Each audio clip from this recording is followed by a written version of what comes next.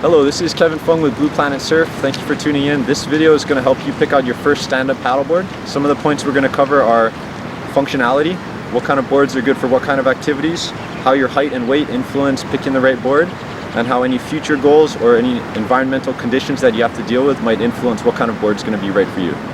Let's go to the Blue Planet shop on Ward Ave in Honolulu, Hawaii, and I'll show you some of the boards that we got.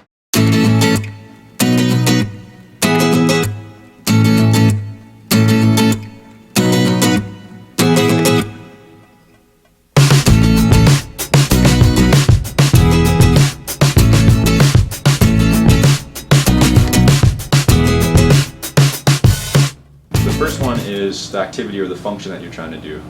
Like I said before, in general you got three types of paddlers. You got racers, surfers, and recreational paddlers. For racers, you're usually trying to look for as long a board as possible, something narrow to optimize the speed by decreasing the drag. The second type of board you're going to see is a surf-inspired stand-up board. These guys usually have much more pinched-in noses, pinched-in tails, and are a lot narrower in general. What that does is that just enables the rider to optimize surfability.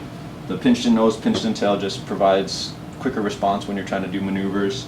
Narrower boards offer faster rail-to-rail responsiveness too, so when you're trying to do a carve, you do that bottom turn on one rail, transition over to the other rail. It's a little quicker if you got a narrower board. But to me, one of the defining features of surf-inspired stand-ups are low volume. I mean, if you look at this guy right here, 92 liters for our 7/8 Ninja Ripper. Most surf stand-up boards you're going to see are going to be about 140 liters or less. The last type of board that you'll find in general on the market is going to be your recreational paddleboard. This guy right here is our Blue Planet 10-2 Easy model. Relative to the race board and the surfboard, I mean, you can definitely see that it's got a much fuller outline in the nose, not as pointy as the Ninja Ripper or the race board over there. Fuller tail too, wider board in general. This guy's 32 inches wide. The Ninja Ripper is only 27, the race board's about 28. What wider boards offer is just more stability. And for someone who's looking to do recreational paddling, wider, thicker, fuller outline boards just offer more ease of use. The next point we're going to cover is going to be how height and weight influence what paddleboard's right for you. If you're a taller individual or if you're heavier, usually you got to pick a board that's got more flotation, more volume, just more buoyancy, just to match that taller height and that higher weight.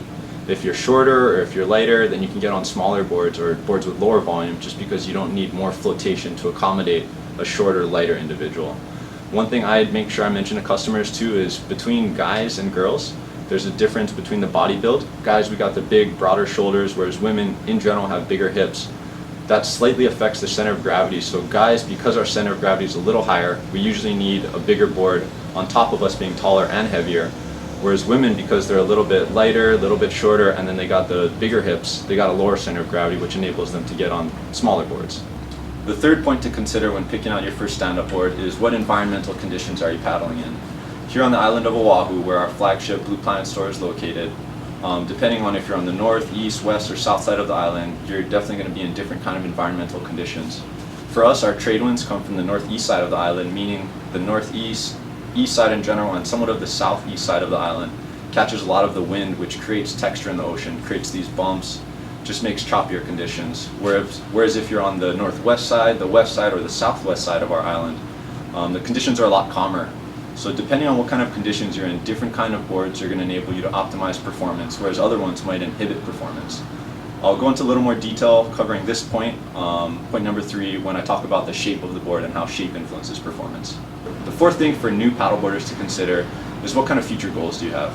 If you're planning to just be a weekend warrior, paddle maybe once or twice a month, one to 3 times a month, then you're definitely going to want to pick a board that is going to match your skill level and the progression of you as a paddler.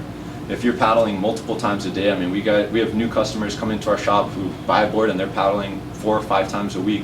If you're paddling at that level, you're going to be progressing a lot faster than the guy that only does it a couple times a month. So when you're picking out a board, you got to account for that. You don't want to pick a board that's too easy right now, because if you're paddling 4 to 5 times a week, you're going to grow out of that thing in the first couple of months.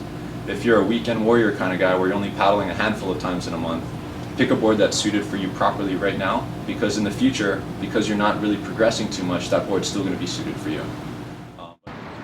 If you like this video or any of our other videos, please give us a thumbs up on YouTube. It really helps out the business. This is Kevin Fung with Blue Planet Surf. Thank you for watching. Please check out all of our other YouTube videos, subscribe to our YouTube channel, and we'll see you on the water. Aloha.